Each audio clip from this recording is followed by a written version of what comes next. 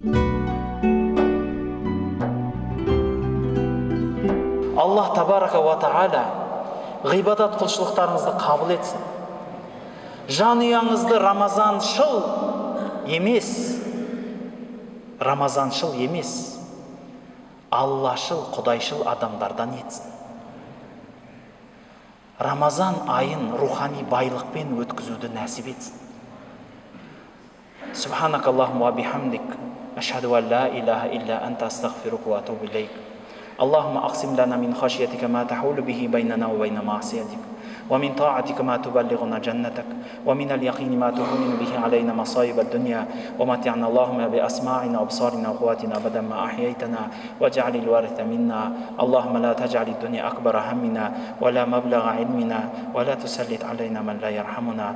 Ya Allah'ım, елімізге тыныштық бер, исламға қуат, мұсылмандарға бірлік бер. Ауырған, дерт, сырқат, науқас адамдарға шипа бер.